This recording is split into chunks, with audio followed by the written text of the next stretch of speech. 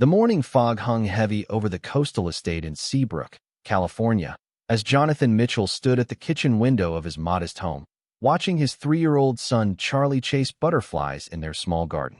The boy's laughter carried on the ocean breeze, a sound that had become Jonathan's anchor in a world that often felt uncertain. His wife Sarah emerged from the house behind him, wrapping her arms around his waist as she rested her chin on his shoulder. "He's getting so big," she whispered, her voice carrying that familiar mixture of wonder and melancholy that had colored their conversations lately. "Sometimes I look at him and see so much of your father in his expressions." Jonathan's body tensed slightly at the mention of his father. It had been 4 years since he'd spoken to King Edmund Mitchell, for years since he'd walked away from his birthright as heir to the throne of Valdoria, a small but prosperous European kingdom nestled between Switzerland and Austria. The decision to abdicate his position and move to America with Sarah had cost him more than just a crown. It had cost him his family. "Charlie is his own person," Jonathan replied softly, though he couldn't deny the resemblance. The boy had inherited the Mitchell family's distinctive green eyes and that stubborn set to his jaw that had been passed down through generations of monarchs. He doesn't need the weight of that legacy. Sarah turned him around to face her, her dark eyes searching his face with the kind of intensity that had first drawn him to her 5 years ago when she was working as a humanitarian aid coordinator in refugee camps across Europe. She'd been fearless then, challenging him during a royal visit to question what he was really doing to help people beyond ceremonial appearances. That confrontation had sparked something in him that he'd never felt before, a desire to be seen for who he truly was, not just the title he carried. "Jonathan," she said quietly, "I know you don't want to talk about this, but the letter from your sister Catherine arrived yesterday. I saw it in the mail." His jaw tightened. Catherine had been writing regularly for the past year, each letter a carefully crafted attempt to bridge the chasm that had opened in their family. She'd been the only one to support his decision to marry Sarah, the only one who'd attended their small wedding ceremony in a chapel overlooking the Pacific Ocean. But even Catherine's loyalty had limits, and Jonathan knew that her letters were part of a larger campaign to bring him home. "I don't want to read whatever guilt trip she's written this time," he said, though his voice lacked conviction. "She's not trying to guilt you. She's trying to tell you that your father is sick." The words hit him like a physical blow. Jonathan had always imagined his father as an immovable force, a man whose sheer willpower had guided Valdoria through economic crises and political upheavals for over 30 years. King Edmund Mitchell was many things: stubborn, prideful, sometimes cruel in his adherence to tradition, but he had never seemed vulnerable. "How sick?" Jonathan asked, though he wasn't sure he wanted to know the answer. "The doctors found a mass in his lungs last month. Catherine says he's been hiding it from everyone except the immediate family, but the treatments aren't working as well as they'd hoped." Sarah's voice was gentle, but firm. "She thinks he has maybe 6 months, possibly less." Jonathan sank into one of their kitchen chairs, his head in his hands. The morning sun was burning off the fog outside, revealing the panoramic view of the ocean that had sold them on this house 3 years ago. They'd wanted somewhere peaceful to raise Charlie, somewhere far enough from the chaos of their past lives, but beautiful enough to build new memories. Now that peace felt fragile, temporary. "He made his choice when he told me never to come back," Jonathan said finally. "He said I was dead to him the day I gave up the throne." Those were his exact words. "Sarah, you are dead to me." People say things they don't mean when they're hurt. Do they? Because it felt pretty definitive at the time. Jonathan's voice carried a bitterness that he'd tried to bury over the years. The confrontation with his father had been brutal, played out in front of the entire royal council. King Edmund had given him an ultimatum: end his relationship with Sarah and fulfill his duty to the crown, or lose his family forever. Jonathan had chosen love, but the cost had been higher than he'd anticipated. Sarah pulled out the chair next to him and sat down, taking his hands in hers. Her engagement ring caught the morning light, a simple band with a small diamond that she'd chosen herself, refusing the elaborate royal jewels that had been offered. Everything about their life together had been a deliberate rejection of the pomp and circumstance he'd grown up with. "I've been thinking about this for weeks," she said.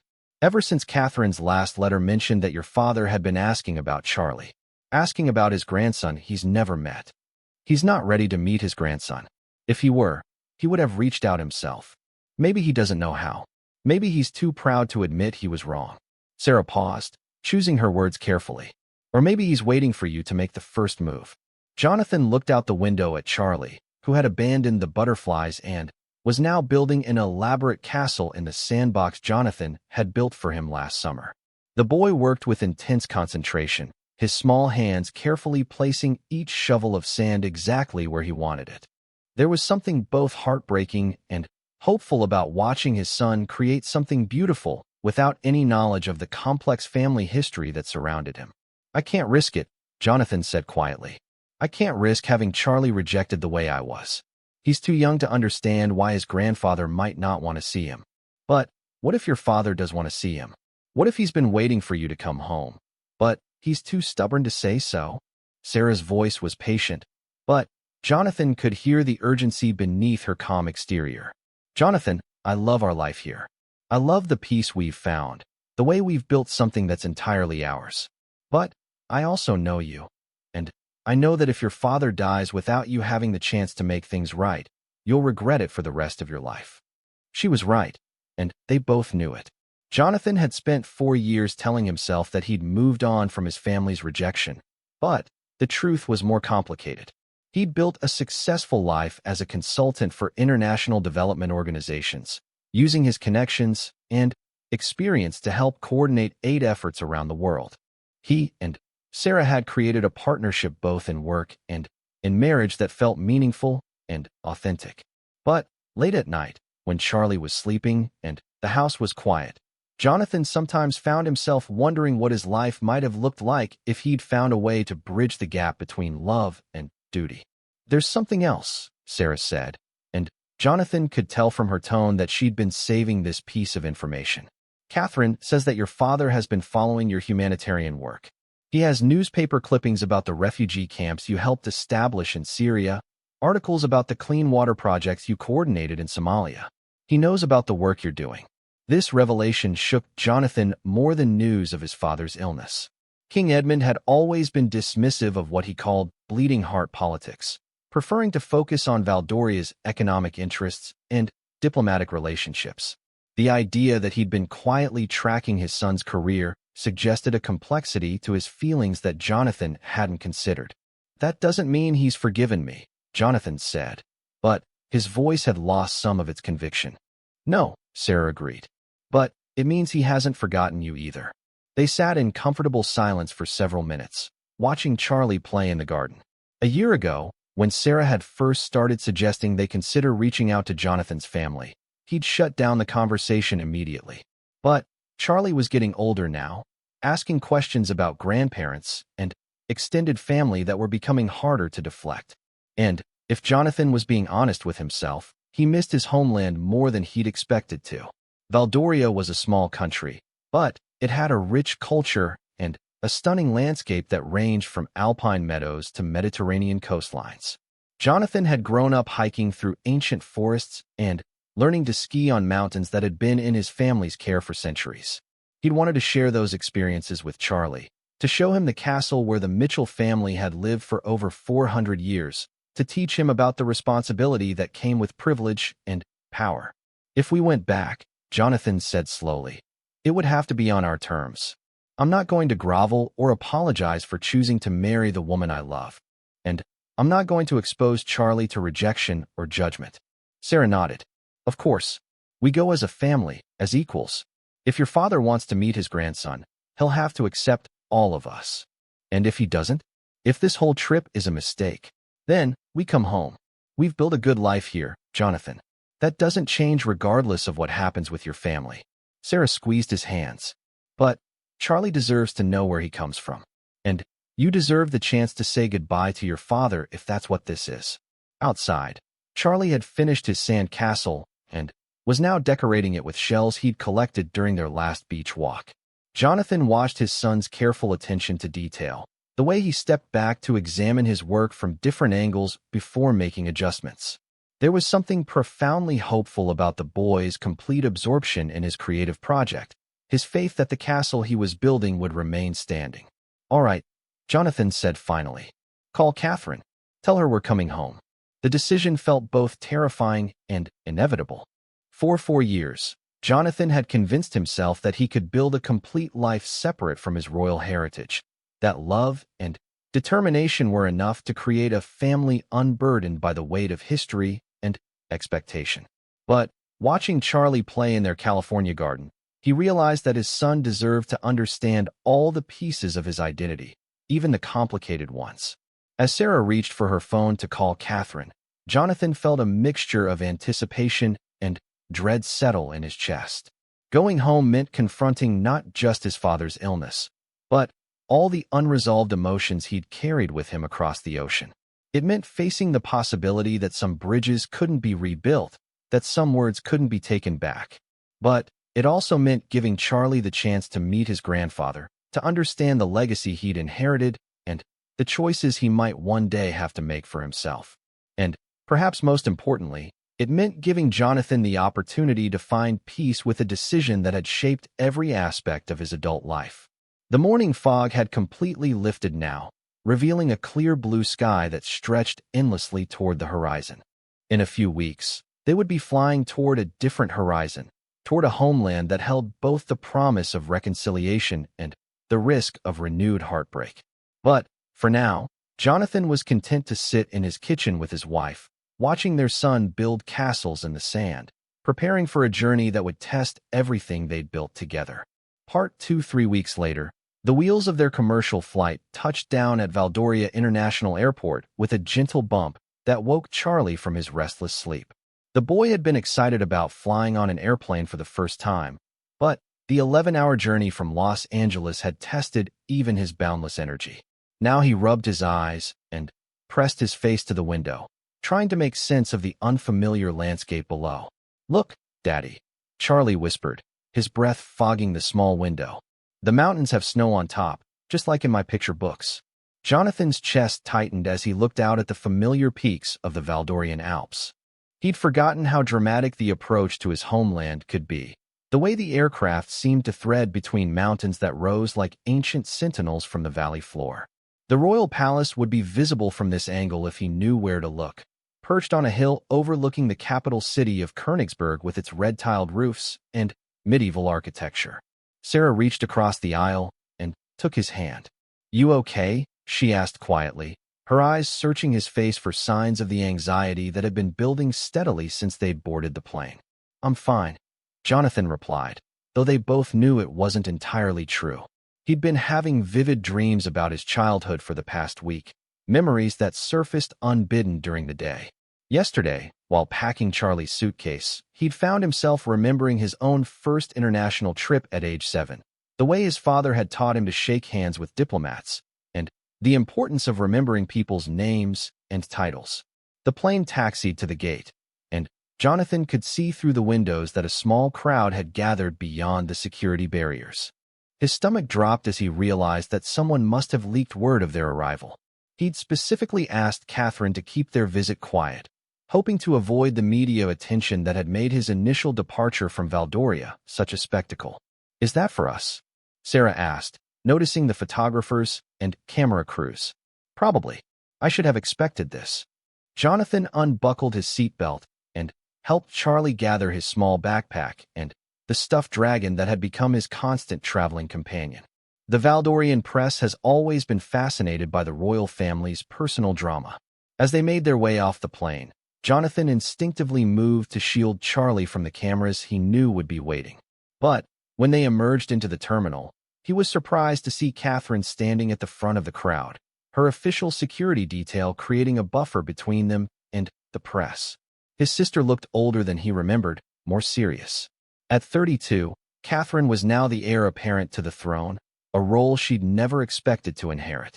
She'd always been more interested in environmental conservation and scientific research than royal protocols.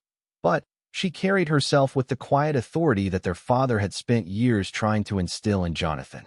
"Brother," she said formally as they approached, but her eyes were warm with genuine affection. "Welcome home." The embrace they shared was tentative at first, both of them aware of the cameras capturing every moment. But it quickly became something more genuine. Jonathan realized how much he'd missed his sister's steady presence, her ability to find humor in even the most challenging situations. "Catherine, you remember Sarah," Jonathan said, stepping back to make introductions. "Of course. It's wonderful to see you again." Catherine's greeting to Sarah was warmer, more personal. The two women had maintained a correspondence over the years, sharing photos of Charlie and updates about their respective work. But it was Charlie who commanded most of Catherine's attention. She knelt down to his eye level, her formal composure softening completely as she took in her nephew's curious expression. "And you must be Charlie," she said gently. "I'm your Aunt Catherine. I've been looking forward to meeting you for a very long time." Charlie studied her with the serious consideration that children often brought to new situations. "Do you live in a real castle?" he asked, his 3-year-old directness cutting through any pretense. Catherine laughed, a sound that reminded Jonathan of their childhood together. "I do live in a castle. Would you like to see it? Does it have towers and a moat?" "It has towers, but unfortunately no moat. Just very large gardens where deer sometimes come to visit." As they made their way through the terminal, Catherine explained that she'd arranged for them to stay in the east wing of the palace, a section that had been converted into private family quarters decades ago. "Father thought you might be more comfortable there than in one of the formal guest suites," she said carefully. "It's closer to the gardens where Charlie can play, and it has a kitchen where Sarah can prepare meals if she prefers." Jonathan noticed that Catherine was being deliberately neutral about their father's involvement in these arrangements. He wondered how much of King Edmund's illness was affecting his judgment and decision-making abilities, whether his sister was essentially running the kingdom while trying to manage a delicate family reconciliation. The drive to the palace took 40 minutes through countryside that Jonathan remembered with painful clarity. They passed the lake where he'd learned to sail, the village where he'd often snuck away to buy candy from a shop owner who'd pretended not to recognize the young prince. Every landmark carried memories that he'd thought he'd successfully buried. Charlie was enchanted by everything he saw, pressing his face to the car window and asking rapid-fire questions about the sheep in the fields, the church bells ringing in the distance, the flags flying from various buildings. Sarah answered most of his questions, but Jonathan found himself sharing stories about his own childhood experiences in ways he hadn't expected to. "I used to climb that hill with my tutor every Tuesday," he told Charlie as they passed a particularly steep meadow dotted with wildflowers. "He was trying to teach me about geology, but I was mostly interested in finding good places to build forts." "Can we build forts here too?" "Maybe," Jonathan said, glancing at Catherine for confirmation. "I think that could be arranged," she said diplomatically. As they crested the final hill before the palace came into view, Jonathan felt his breath catch in his throat. The Valdorian royal palace was not the largest or most ornate in Europe, but it had a timeless elegance that had always moved him.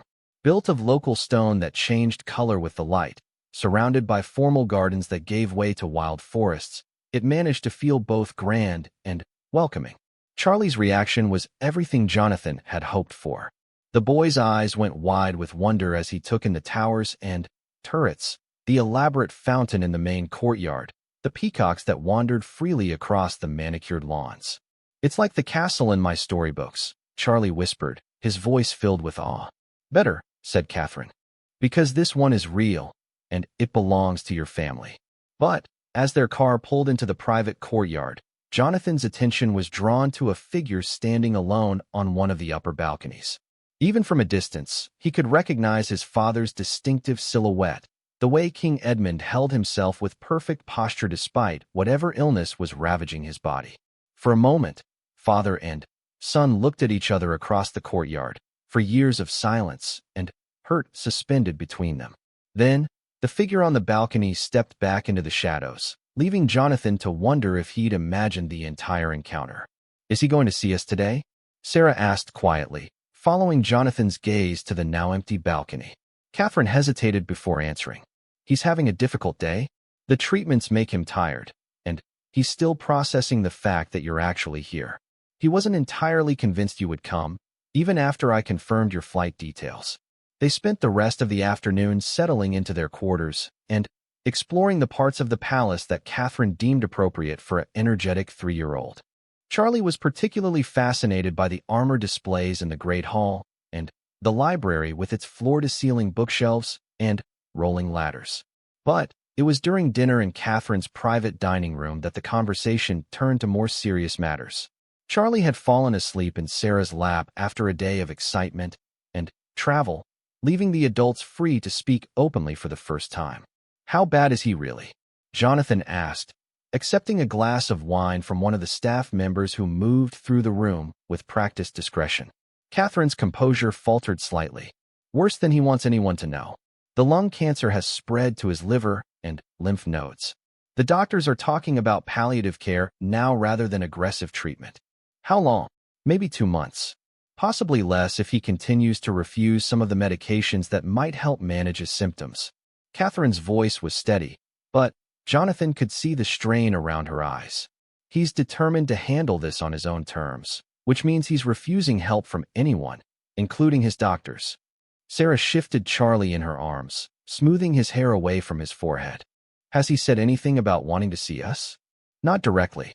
But he's been asking me questions about Jonathan's work, about Charlie's development, about your life in California. He's definitely curious, but he's also terrified of being rejected again."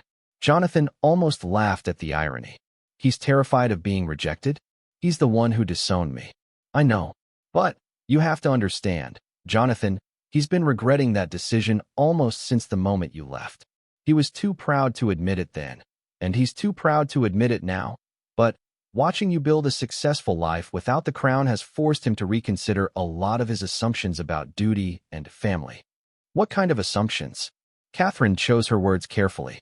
"He used to believe that royal children needed the structure and pressure of the crown to become worthwhile adults. He thought that if you walked away from your responsibilities, you'd waste your life on frivolous pursuits. Instead, you've spent 4 years doing meaningful work that's helped thousands of people around the world. It's forced him to confront the possibility that maybe his approach to parenting wasn't the only way." This revelation left Jonathan speechless. He'd always assumed that his father's silence meant disapproval, that King Edmund had written him off as a disappointment not worthy of further consideration. The idea that his father had been following his humanitarian work, maybe even feeling proud of his accomplishments, was almost harder to process than outright rejection would have been. "So what happens now?" Sarah asked pragmatically. "We're here. He knows we're here. But he's not ready to see us. How long are we supposed to wait?" "I don't know," Catherine admitted. "I was hoping that just having you in the palace would be enough to break through his stubbornness. But he's been even more withdrawn since you arrived. I think he's built up this moment so much in his mind that he doesn't know how to handle the reality of it." That night, after they'd gotten Charlie settled in his new bedroom with its 4-poster bed and view of the gardens, Jonathan found himself walking the palace corridors he'd once known by heart. Everything was familiar yet strange, like visiting a place from a half-remembered dream. He ended up in the portrait gallery, surrounded by centuries of royal ancestors. There was his great-grandmother, who'd hidden resistance fighters during World War II. His grandfather, who'd modernized Valdoria's constitution and established the country's current system of parliamentary democracy. And there, at the end of the long hall, was the most recent portrait of his father, painted just 5 years ago, but showing a man who looked far healthier and more vigorous than the figure Jonathan had glimpsed on the balcony that afternoon. "I used to come here when I was upset about something." Jonathan turned to find Sarah standing behind him, having followed him from their rooms. "It's impressive," she said, looking around at the grand portraits and elaborate frames. "But also a little overwhelming. All these people watching, judging. That's exactly how it felt growing up here. Every decision, every mistake, measured against centuries of family history." Jonathan stopped in front of his grandfather's portrait. "I used to wonder if I'd ever be worthy of hanging in this gallery. And now I wonder if it matters. Charlie doesn't need his portrait hung next to kings and queens to be worthy of respect and love." They walked back to their rooms in comfortable silence, but Jonathan lay awake for hours after Sarah had fallen asleep beside him. Through their windows, he could see the lights of Königsberg twinkling in the valley below, and beyond that, the mountains that had defined his childhood geography. Tomorrow, He would have to find a way to bridge for years of silence and hurt. He would have to find words for emotions he'd spent years trying to suppress. And he would have to do it all while protecting his son from the possibility of rejection and disappointment. But tonight, he was simply a man lying awake in his childhood home, wondering if it was possible to come back to a place you'd left behind without losing the person you'd become in the leaving. Part 3. The morning brought unexpected snow, unusual for late spring in Valdoria, but not unheard of. Jonathan woke to find Charlie pressed against their bedroom window, watching fat flakes drift down over the palace gardens with the wonder that only children could bring to weather phenomena. "Look, Daddy, the trees are getting covered in white blankets." Sarah emerged from the bathroom, already dressed for the day in clothes that struck the right balance between casual and respectful for a potential royal encounter. She'd been strategic about their packing, bringing outfits that would work for everything from playground visits to formal dinners, though neither of them knew exactly what this day would bring. "Catherine sent a message," Sarah said, holding up her phone. "She's suggesting we have breakfast in the family dining room. Apparently, your father sometimes joins her there in the mornings when he's feeling strong enough." Jonathan's stomach clenched with nervous anticipation. Is that her way of saying he wants to see us? Or is she just hoping proximity will force the issue? Does it matter? Either way, it's an opportunity. They dressed Charlie in his favorite blue sweater and the small dress pants they'd brought for special occasions. The boy was more interested in the prospect of seeing deer in the gardens than in meeting his grandfather, which Jonathan hoped might work in their favor. Charlie's natural ease with new people could be exactly what was needed to break through decades of royal formality. The family dining room was smaller and more intimate than the formal state dining hall where Jonathan had endured countless ceremonial meals during his youth. Morning light streamed through tall windows, illuminating a round table set for four with simple but elegant china. Catherine was already seated, reading official papers while sipping coffee from a cup that looked delicate enough to belong in a museum. "Good morning," she said, rising to greet them with the kind of warmth that came naturally to her despite years of royal protocol training. "I thought we could start with a quiet breakfast and see how the day develops." "Is Father joining us?" Jonathan asked, trying to keep his voice casual. "He's considering it." "That's more than I expected, honestly." Catherine helped Charlie into a chair that had been equipped with a booster seat, clearly prepared in advance. "He's been asking questions about what 3-year-olds eat for breakfast." This small detail affected Jonathan more than he'd expected. The idea of his father researching appropriate foods for a toddler, trying to prepare for an encounter he wasn't sure would happen, revealed a vulnerability that contrasted sharply with the commanding figure who dominated Jonathan's childhood. They were halfway through their meal when the dining room door opened quietly. King Edmund Mitchell entered with the careful movements of someone managing physical discomfort, but his bearing remained unmistakably regal. He was thinner than Jonathan remembered, his face showing the effects of illness and treatment, but his green eyes, so similar to Charlie's, remained sharp and intelligent. For a moment, nobody spoke. For years of silence stretched between father and son while Charlie continued eating his cut-up pancakes, blissfully unaware of the tension surrounding him. "Your Majesty," Sarah said quietly, rising from her chair in a gesture of respect that broke the spell. "Please sit," King Edmund said, his voice hoarser than Jonathan remembered, but still carrying the authority of someone accustomed to being obeyed. "We're family here." Jonathan stood as well, his body remembering protocols he thought he'd forgotten. "Father." "Jonathan." King Edmund's eyes moved to his grandson, who was now staring at this new arrival with open curiosity. "And this must be Charles." "Actually, he goes by Charlie," Jonathan said, then immediately regretted the correction. It sounded defensive, possessive. But King Edmund nodded seriously. "Charlie, then. That's a good, strong name." Charlie tilted his head, studying his grandfather with the directness that children brought to all new encounters.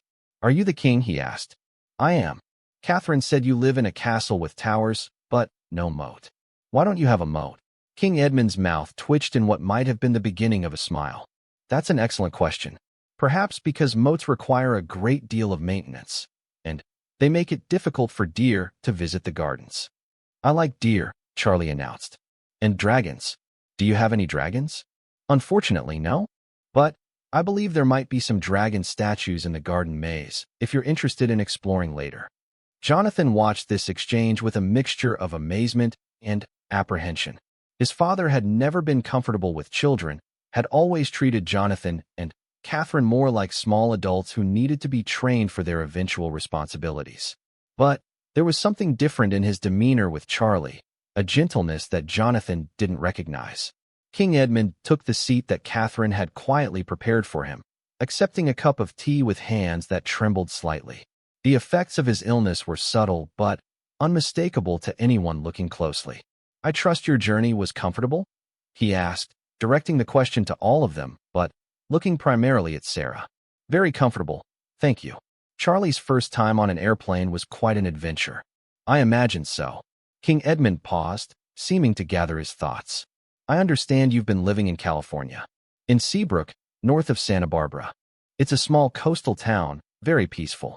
Jonathan found himself falling back into the careful, diplomatic language of his youth, answering questions without revealing too much.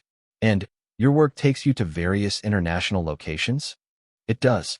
We've been fortunate to be able to coordinate our schedules so that Charlie can travel with us when necessary, or stay with trusted friends when the locations aren't appropriate for children." King Edmund nodded thoughtfully. "Catherine has been keeping me informed about your humanitarian efforts. The refugee camp infrastructure you designed in Syria has apparently become a model for other agencies." This acknowledgement hit Jonathan like a physical blow. His father had not only been following his work, but had enough detailed knowledge to reference specific projects. The man who'd once dismissed humanitarian work as misguided idealism was now discussing refugee infrastructure with what seemed like genuine interest. "It was a team effort," Jonathan said carefully. "Sarah coordinated the medical and educational components while I focused on water systems and housing design. A partnership, then, yes." The conversation continued in this vein for several minutes, polite but substantive, touching on their work without delving into the personal cost of their separation. Charlie provided occasional interruptions with questions about castle life that both men seemed grateful for, moments of lightness that broke the underlying tension. It was only when Charlie announced that he needed to use the bathroom that Jonathan and his father were left alone for the first time in 4 years. Catherine had accompanied Sarah to help Charlie navigate the palace's elaborate bathroom fixtures, leaving father and son to face each other without buffers or distractions. King Edmund set down his teacup with deliberate care. "He's a remarkable child. He is. He has your mother's curiosity about the world. She always asked more questions than anyone expected from a queen consort." Jonathan's throat tightened at the mention of his mother, who died in a car accident when he was 15. Queen Isabella had been the one person who'd truly understood his struggles with royal expectations, who'd encouraged his interest in environmental science and humanitarian issues. "I think about her often when I watch Sarah with Charlie," Jonathan said quietly. "The way she makes everything seem like an adventure rather than an obligation. Your mother would have adored them both." King Edmund paused, his fingers tracing the rim of his cup. "She would have been proud of the man you've become, the work you're doing." "Would she?" "Yes. And she would have been furious with me for letting pride drive away my only son."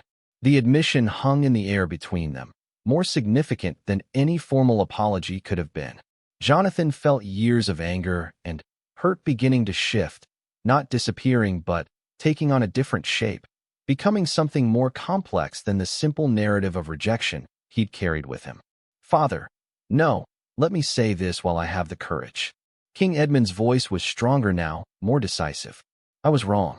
About many things, but primarily about believing that duty and love were incompatible. You chose love, and in doing so, you've accomplished more meaningful work than many rulers manage in entire lifetimes. I didn't abandon duty. I redefined it. I see that now. But it took watching you succeed without the crown to understand that there are many ways to serve one's people, one's family." They could hear Charlie's laughter echoing from the corridor as Catherine apparently entertained him with stories during their bathroom expedition.